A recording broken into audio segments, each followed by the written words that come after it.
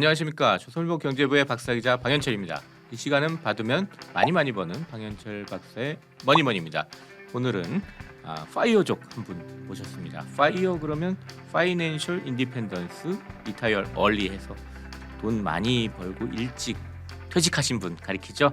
예, 월급쟁이 첫 동공부의 작가이신 한주주 작가님 모셨습니다. 안녕하세요. 네, 안녕하세요, 박사님. 예, 저희 시청자분들 잘 모르시는 분이 상당히 많을 텐데 먼저 짧게 좀 소개 좀 부탁드리겠습니다. 네, 먼저 제 소개를 드리자면 제가 파이어족인 거는 맞는데 경제적으로 엄청난 부자여서 파이어족이 된 건 아니고 어느 정도 경제적으로 자립할 수 있는 여건이 마련됐다라고 생각을 해서 그렇게 좀 조기에 은퇴를 하게 됐습니다. 그리고 이제 저는 제 본캐와 부캐가 있어요. 제 본캐는 뭐냐면 과거 10년 동안에는 삼성전자 그 임직원으로서 그렇게 활동을 했었고요. 그리고 지금 현재는 작가로서 활동을 하면서 네. 그리고 이제 또 새롭게 대학원으로 진학을 해서 이제 네. 학생의 신분으로 다시 돌아가서 지금 또 공부하고 계세요? 네, 공부를 이제 네. 올해부터 시작할 네. 예정입니다. 그럼 한주주란 이름은 필명이시겠네요. 네, 맞습니다. 이 무슨 뜻이에요? 이게 주주, 말 그대로 주주 뜻을 가지고 있습니다. 네. 한 명의 주주다. 뭐 이런 뜻인가요? 사실 저는 해외 그 우량 기업의 대주주를 꿈꾸면서 그래요? 한주주라는 필명을 쓰게 됐습니다. 예, 알겠습니다. 자, 월급쟁이 첫 동공부 이 책 보니까 뒤에 빚 3천을 자산 1억으로 바꾼 투자 노하우 이렇게 써 있어요. 이거 어떤 내용인지 일단 먼저 그거부터 알아보고 좀 얘기를 더 해보죠. 빚 3천만 원. 그 뭐 회사 들어가자마자 빚이 3천만 원이 생겼다는 얘기인가요? 무슨 얘기예요, 이건? 네. 제가 빚이 3천만 원이 생기게 된 이유는 뭐냐면요. 저는 입사하기 직전에 마이너스 통장을 만들었어요. 네. 그 회사 합격을 하고 나니까 음. 그 합격자 커뮤니티가 이제 제가 가입할 수 있는 조건이 돼서 가입을 했는데 예. 그 당시에 이제 마이너스 통장이 붐이 일었었습니다. 음. 그래서 빨리 이제 입사를 하기 전에 음. 돈을 끌어서 음. 여행을 다니든 이렇게 많은 체험을 하고 나서 일단 돈은 뭐 좋은 회사 들어갔으면 뭐 좀 들어가기 전에 네. 뭐 좀 즐기고 그럴 생각도 할 수 있죠, 뭐. 네, 그래서 예. 이제 저는 마이너스 통장을 만들었는데 그 당시 이제 조건이 그 연이율 7%에 그리고 신용 등급 6등급 그 정도 조건이 굉장히 좋은 거라고 생각을 하고 그때 이제 덜컥 그렇게 만들고 이제 빚 3천만 원으로 정말 영끌 소비를 시작하게 됐습니다. 저 사회생활을 빚부터 시작을 하셨네요. 근데 그거 이제 그렇게 해서는 안 되겠다. 그럼 정신 좀 바꾸시고 새롭게 이제 뭐 자산을 이제 축적하기 시작하셨을 것 같은데 어떤 식으로 좀 그러면 돈을 만드셨습니까? 네. 저는 먼저 이제 빚 3천만 원에 대해서 이제 그걸 해결하는 게 급선무였어요. 네. 왜냐면 이제 보통 빚을 진다라고 했을 때 뭐 부동산 그 전세자금 대출을 받는다든지 아니면 뭐 차를 위해서 이렇게 대출을 받는다든지 네. 하는데 저는 그냥 다 써버린 돈이었거든요. 담보대출이 아니고 그냥 진짜 마이너스 통장을 다 쓰셨군요. 네, 그냥 다 써버린 돈이어서 저는 먼저 제 자신의 체질 개선이 좀 필요했어요. 그래서 그 당시 이율이 7%라고 말씀을 드렸었는데 네. 그게 이제 아무리 제가 좀 대출 이율을 낮춘다고 해도 그 당시 은행 이율이 한 5% 정도가 됐었거든요. 그거보다 더 높은 투자 수익률을 얻을 수 있는 방법은 거의 없다고 생각을 했기 때문에 그렇죠. 그 당시에는 또 좀 저성장 시기였고요. 네. 그래서 저는 이제 그 빚을 다 그냥 열심히 일해서 갚자라고 하는 그런 무식한 방법으로 빚을 네. 청산하는데 거의 1년이 걸렸습니다. 월급 받아서 다 거기다 빚 갚는 데 쓰셨군요. 네. 그러고 나서 이제 투자에 나선 거네요. 그러고서 네. 말씀하신 대로 여기 종잣돈 1억 만들기 얘기를 여기 책에 또 쓰셨는데 예. 어떤 식으로 이제 만드셨는지 투자 실전 노하우부터 좀 들어보죠, 그러면. 네. 그 저는 그러면 4천만 원에서 5천만 원 정도의 시드머니를 만들어서 시작을 했어요. 네. 근데 그 시드머니를 만들 때조차 뭐 투자의 지식이 없었기 때문에 그냥 예금과 적금만 반복적으로 했고 그 당시는 좀 예금 풍차 만들기라는 게 좀 유행이 있어가지고 예금 풍차를 돌리면서 그렇게 다달이 예금을 만들어서 그 제 시드머니 4천만 원에서 5천만 원을 모으는 데까지 거의 1년이 넘는 시간이 또 걸렸습니다. 다 갖고 나서 네, 또 네. 시드머니 만드는데 1년 넘게 걸려서. 네, 그리고 그 많은 시간들 중에 제가 이제 또 다양한 투자의 공부도 하고 많은 책들도 읽어서 네. 이제 제 나름의 지식을 쌓았다고 생각되었을 때 네. 시드머니 4, 5천만 원이 되었을 때 이제 첫 번째 투자를 시작하게 됐습니다. 그 투자는 어떻게 좀 성공을 하셨으니까 지금 이 얘기를 하고 계시는 거죠? 어느 정도 성공을 하셨어요? 처음부터 망했습니다. 망했어요? 예. 처음에 제가 주식 투자를 시작했던 게 해외 주식 투자였는데 네. 중국 상해 증시에 투자를 음. 했었어요. 음. 그때 근데 제가 처음에 투자를 시작하자마자 상해 증시가 2015년 상반기였는데 폭락하기 그때 시작했는데 폭락할 때가 있었죠 또. 너무 네. 심각하게 폭락을 했고 음. 하루에 30%씩 떨어져서 그게 이제 한 몇 번 정도가 반복이 됐던 걸로 저는 기억을 합니다. 네. 그래서 막 서킷 브레이크 걸리고 난리도 아니었는데 음. 그 상황의 중심에 바로 제가 있었습니다. 음. 근데 이제 그때 너무 힘들었던 과정을 겪고서 네. 제가 그 당시에 한 주식 20개 정도 종목에 분산 투자를 하고 있었거든요. 그래서 이제 제 투자 방식이 좀 뭐가 문제가 있다. 이게 컨트롤이 안 된다라고 하는 거를 깨닫고 그다음에 이제 가까스로 좀 좋은 기회를 찾아서 탈출을 한 다음에 제가 이제 좀 집중적으로 한두 종목에만 투자를 하기 시작했고 그게 이제 순풍을 타서 그 시드머니 4, 5천만 원이 1억이 되고 2억이 되는 데는 정말 이제 좀 순조롭게 나아갈 수 있었습니다. 그렇다면 그 어떤 투자 노하우, 그러니까 어떤 데 좀 집중해서 좀 투자를 했는지 그게 또 궁금해지네요. 네, 저는 항상 이제 해외 주식 쪽으로만 투자를 했는데요. 네. 그때 이제 상해 주식 20개 종목 정말 가까스로 운 좋게 다 좀 나름대로 익절했어요. 또 그 와중에 그 와중에 익절해서 탈출을 하고 나서 제가 이제 집중 투자하게 된 종목은요, 텐센트라는 종목이었습니다. 텐센트 중국 종목 아니에요? 네, 맞습니다. 그래서 텐센트라는 종목에 이제 집중적으로 투자를 하면서 그때 이제 제 시드머니를 이제 거의 다 그쪽에 몰빵하면서 투자를 했고 그리고 제가 월급을 탈 때마다 그 주식을 계속 사서 모았어요. 그런 식으로 하는 도중에 좀 시황도 좋았어서 계속 이제 투자의 순풍을 타면서 4천만 원이 1억이 되고 1억이 2억이 되는 데는 그 좀 비교적 순조롭게 진행이 될 수 있었습니다. 근데 뭐 보통 이제 이 증시에서 격언이 계란을 한 바구니에 담지 마라 그랬는데 지금 일단 처음에는 한 바구니 닮으셨다고 그러셨는데 그 이후엔 조금 분산 투자하셨을 것 같은데요. 거의 저는 분산을 지금도 하지 않고 있고요. 정말 소량의 종목에만 집중적으로 투자를 하고 있는 지금 상황인데 왜냐하면 제가 생각하는 분산은요. 주식 여러 개의 종목에 투자하는 게 분산이라고 생각하진 않고요. 주식은 한두 종목 그리고 실거주 부동산 그리고 여기에 이제 달러 정도의 자산을 보유하고 있다라고 하면 저는 이게 분산이라고 생각하지 주식 한 10개, 20개 가지고 있는 거는 적어도 저는 좀 컨트롤이 힘든 것 같습니다. 제가 얼마 전에 부자들 돈 다루시는 분을 저희 방송에 모셔가지고 얘기 들었는데 바로 부자들이 그런 식으로 분산 투자한다고 그러더라고요. 그러니까 성격이 다른 자산에 분산 투자해야지 주식을 똑같이 분산 투자하는 건 분산 투자가 아니라고 말씀을 너무 하시더라고요. 힘듭니다. 그래가지고 그런 식으로 분산 투자는 하셨고요. 일단 종목은 주식 쪽은 이제 좀 집중적으로 한두 종목에 이제 몰아가지고 이제 투자를 하셨다 이렇게 좀 정리를 하면 되겠네요. 네, 맞습니다. 또 보면 이제 주로 그 텐센트라고 중국 빅테크 쪽 말고도 좀 다른 빅테크에도 좀 주력해서 좀 투자를 하셨다고 그러는데 네, 맞습니다. 어떤 좀 종목들에 대해서 투자를 하셨어요? 제가 이제 2015년부터 2016년 정도까지는 계속 텐센트 쪽으로만 투자를 하다가 2016년도에 미국 대선이 있었어요. 그때 이제 트럼프 대통령이 당선을 하면서 그랬죠. 그 약간 좀 흐름이 저는 중국에서 미국 쪽으로 흘러가고 있다라고 하는 걸 느꼈어요. 그게 이제 저만 느낀 거는 아니고 미국에서 그런 미중 무역 분쟁에 대한 그런 게 시발점이 됐던 게 트럼프가 대통령이 되면서부터였거든요. 그래서 저는 제가 생각하기에 중국 쪽에 투자를 하는 것보다 그래도 미국 쪽으로 가는 것이 제가 마음 편하게 그리고 장기적으로 투자할 수 있겠다라고 하는 생각이 들었어요. 그러면서 이제 텐센트 주식을 정리를 하고 2016년에서 2017년이 넘어가는 쯤에 아마존으로 또 다시 집중 투자를 미국도 시작했습니다. 빅테크로 또 옮겨 타셨네요. 아마존이 또 그 이후로 꽤 또 올랐죠. 그때도 좋은 종목이었고요. 아마존은 그 당시에도 제가 사람들한테 많이 추천을 했는데 사람들은 이미 그거 너무 많이 올랐다. 그러면서 다들 투자를 하지 않았던 걸로 기억하고 있습니다.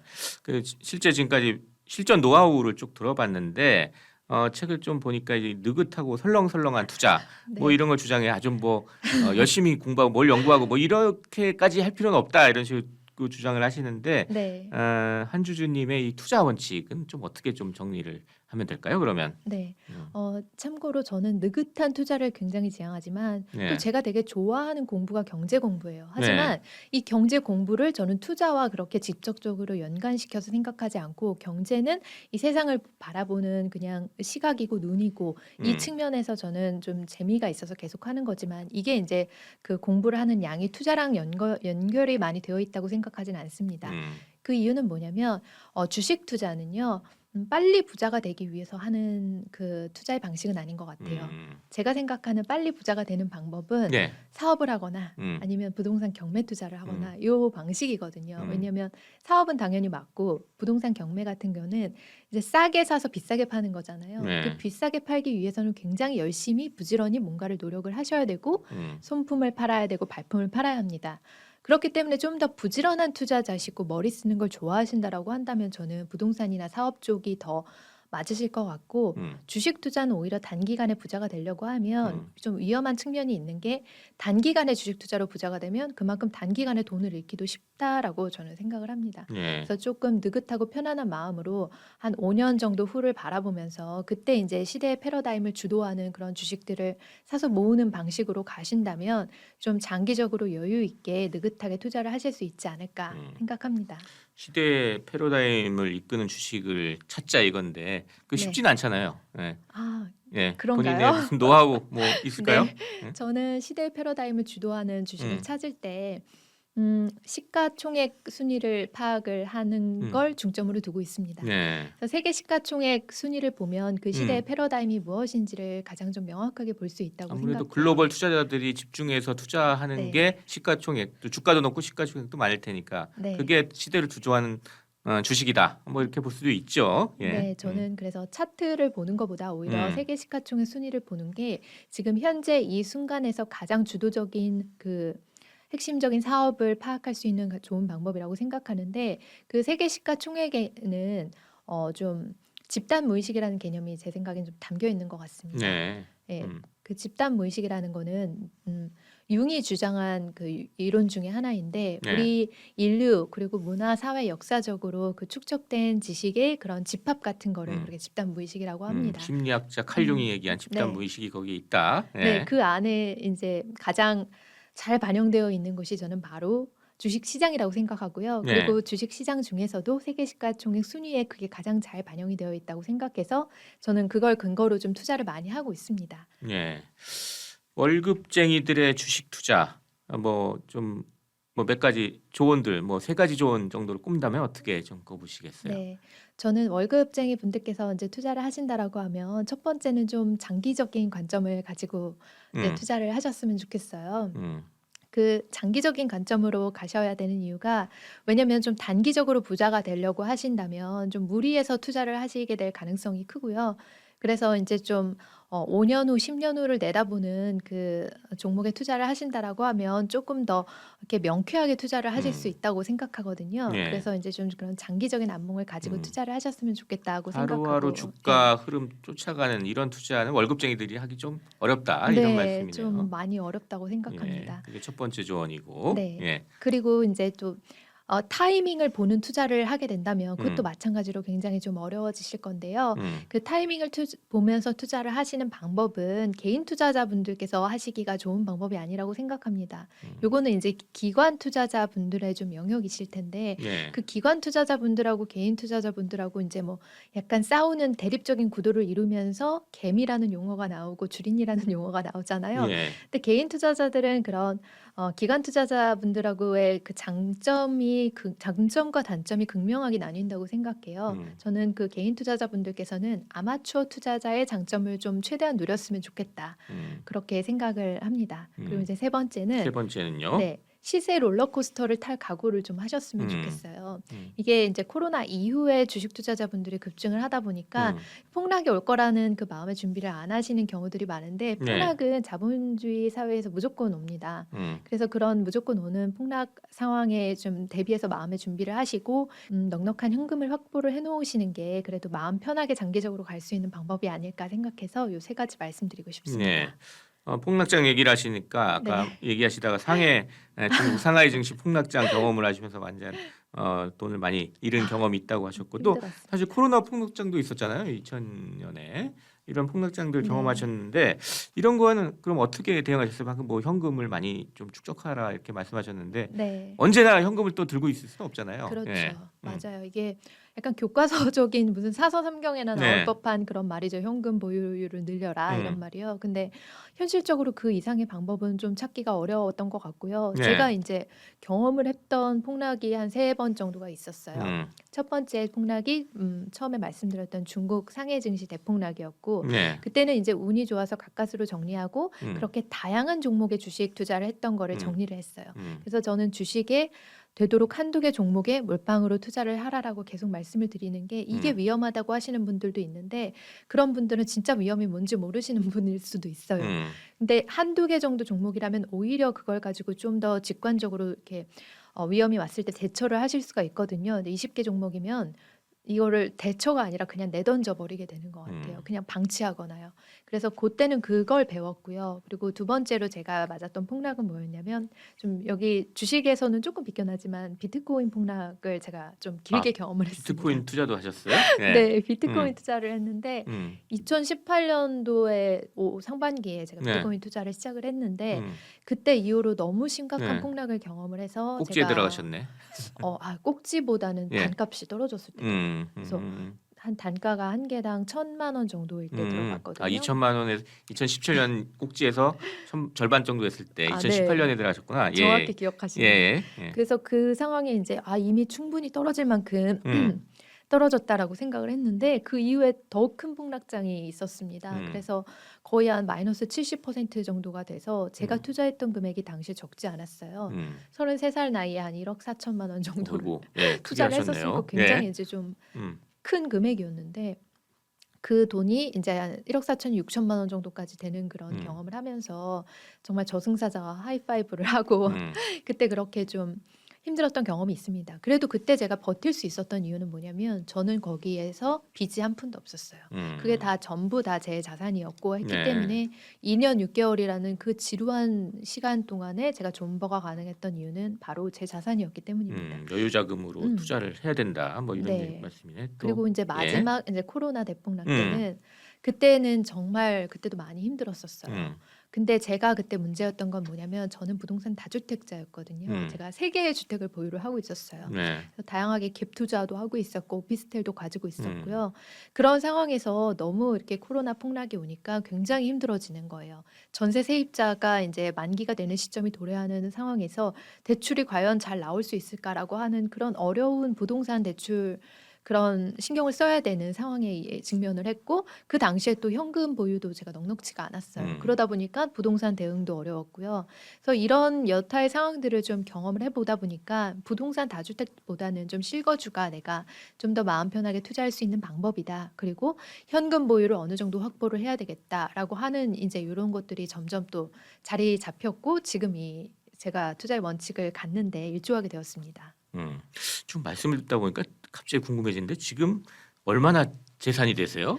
제가 예. 항상 재산을 말씀드릴 때 저는 실거주 부동산에 대해서는 말씀을 안 그거는 드리고 빼고 금융자산만. 금융자산만으로 지금 6억 가지고 있습니다. 그래요? 그러면 네. 마이너스 3천에서 지금 6억이 되신 거네. 그러니까 네, 맞습니다. 상당히 좀 귀고셔서 좀 더 들어야 될 것 같습니다. 일단 월급쟁이에서 지금 이제 파이어족이 된 거잖아요. 네. 이 월급쟁이 젊은 월급쟁이들이 지금 파이어족 꿈꾸시는 분들이 많은데 네. 이거 뭘 준비해야 되는지 이거 좀 가르쳐 주시죠. 예. 네. 가장 중요한 게 있어요. 파이어족이 되기 위해서 가장 중요한 거는 일단 빚이 없으셔야 돼요. 근데 일단 이 첫 번째 조건부터가 그렇게 쉬운 조건은 아니실 거예요. 예. 그리고 이제 경제적으로 엄청난 부자가 돼서 엄청난 갑부가 돼서 이렇게 파이어족이 되는 길을 선택하시는 건 아니거든요. 파이어족은 경제적 자유 쪽보다는 제 생각엔 경제적으로 자립할 수 있는 여건이 되는 거 그걸 만드시는 게 더 중요하신 것 같아요. 그 경제적 자립의 여건은 사람마다 다르실 건데요. 제가 생각하는 경제적 자립의 요건을 말씀을 드리면 첫 번째는 이제 어느 정도 실거주 부동산을 한 채를 가지고 있으신 건데 그 실거주 부동산이 그 비싸거나 싸거나 그건 중요한 쟁점이 아니고요. 실거주 부동산이 있다라고 하는 거 그게 중요한 요소예요. 서울이든 부산이든 대전이든 제주도든 상관없어요. 그렇게 한 채가 있으신 상태에서 스스로 이제 금융자산이 한 3억에서 5억 뭐 그 정도 있으면 더 좋고요. 그 정도가 있고 빚이 없으신 상태에서 거기에 이제 한 5,000~6,000만 원 정도 단기적으로 융통할 수 있는 자금이 추가적으로 있다라고 하신다면 아마 그 경제적으로 좀 자립할 수 있는 여건은 좀 탄탄하게 되실 거예요. 그리고 여기에 어 본인이 좋아하는 즐기는 일을 하면서 소소하게 용돈벌이를 할 수 있는 그런 또 컨텐츠도 있으시다라고 하면 금상첨화고요. 그런 음. 여건들을 저는 개인적으로 경제적 자립이라고 좀 규정을 음. 해 놓고 있습니다. 그냥 무작정 자립할 게 아니라 뭔가 준비를 많이 해야 되는군요. 예. 지금 아까 뭐 투자 이게 뭐 좀 정리할 시간이 돼 가지고 아까 뭐 투자하면서 이제 테크주 쪽 좀 많이 네. 투자하셨다 그러는데 지금 올해 이제 미국이 이제 뭐 금리 인상하고 뭐 긴축 뭐 이런 정책을 가잖아요. 그럼 이런 테크주 쪽으로 집중하면 좀 위험하지 않나 뭐 이런 생각이 네. 드는데 마지막으로 이렇게 궁금해서요. 그러니까 네. 올해는 그럼 이 주식 투자 어떤 방향으로 좀 하는 게 좋을지 그거 하나 좀 노하우 좀 가르쳐 주고 가시죠. 예. 네.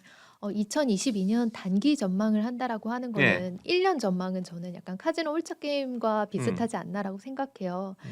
그럼 그만큼 이제 그 예측을 단기 예측을 한다라는 거는 굉장히 어렵다고 생각하는데 그래도 이제 올해 미국 주식 장에서 봤을 때 좀 위험 요소라고 한다면 뭐 금리 인상이랑 인플레이션에 따른 그런 영향이랑 뭐 이런 미중 무역 갈등 같은 것들이 있을 수 있어요. 그리고 유럽발 뭐 플랫폼 기업의 리스크 같은 것도 있고 중국의 부채 리스크도 있고 이런 많은 그 눈에 보이는 리스크들이 있어요. 하지만 진짜 위기 같은 거는 이 눈에 보이는 리스크에서 오지 않고 갑자기 한 번에 한순간에 그렇게 닥치는 게 진짜 위기거든요.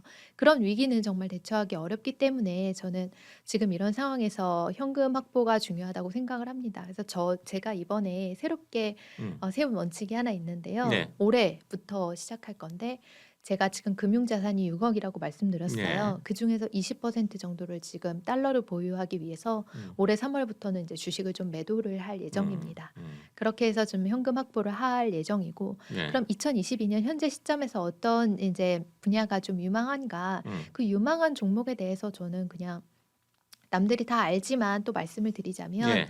뭐 메타버스, 음. 전기차, 그리고 음. 반도체 이쪽이 음. 지금 현재도 그렇고 앞으로 3년, 5년 후에 산업을 그 패러다임을 좀 주도할 수 있는 그 분야가 아닐까라고 생각을 해요. 이건 너무 당연하게 이미 많은 분들이 알고 계시겠지만 이미 너무 올랐다라고 생각하시면서 투자하기를 꺼려하지 마시고 그 5년 후에 더 좋아질 수 있는 그 가능성이 있는 기업으로 투자를 하시되 그 메타버스, 전기차, 또 그리고 반도체 1위 기업들이 정해져 있잖아요. 그렇죠. 저는 그 네. 1위 기업만 투자하시는 게 음. 그래도 좀 안정적으로 갈 수 있는 방향이 아닐까 생각해요. 파생 상품에 투자를 하시면 마음이 불편합니다. 예. 감사합니다. 이 네. 마지막에 투자 노하우까지 가르쳐 주셨습니다. 자, 오늘은 월급쟁이 첫 동공부의 저자이신 한주준 님을 모시고 마이너스 직장인의 인생 반전에 대해서 얘기를 나눠봤습니다. 마지막으로 저희 시청자 구독자 여러분께 마지막으로 마무리 인사 짧게 좀 부탁드리겠습니다. 네. 저는 이제 제가 과거 한 10여 년 정도의 그런 빚쟁이 시절부터 지금 현재 이르기까지 다양한 이제 투자의 경험들을 제 책에도 녹였고 지금 이 인터뷰에서도 말씀을 드렸는데요. 지금 빚이 있다라고 하시면 굉장히 좀 막막하실 거예요. 근데 그 상황에 그 가장 중요한 문제를 해결하시겠다고 그 하나에 집중을 하시고 좀 한 단계씩 이렇게 올라오시다 보면 그 지금 현재 산재해 있는 그런 많은 문제들이 자연스럽게 회생이 되실 거예요. 그래서 저는 이제 20대 20살 그렇게 곤란한 시기에 있었던 한주주에게 좀 그렇게 응원을 해드리고 싶습니다. 그 한 가지 목표에 이제 집중을 해서 그걸 달성해 나가는 중에 본인이 이제 스스로가 더 성장하고 발전할 수 있는 그런 계기가 될 수 있을 거라고 생각하고요. 그리고 그 투자에서 실패도 있고 힘든 일도 있겠지만 그 상황에서 살아남기만 하신다면 분명히 자산은 또 어느새 이렇게 막 많이 성장해 있으실 거거든요. 그런 믿음을 가지고 좀 장기적인 관점에서 투자 진행하셨으면 좋겠습니다. 네, 감사합니다. 지금까지 함께해 주신 월급쟁이 첫 돈 공부의 저자 한주준 님 그리고 저는 조선일보 경제부의 박사기자 방현철이었습니다. 그럼 다음 시간에 또 뵙도록 하겠습니다. 감사합니다. 감사합니다.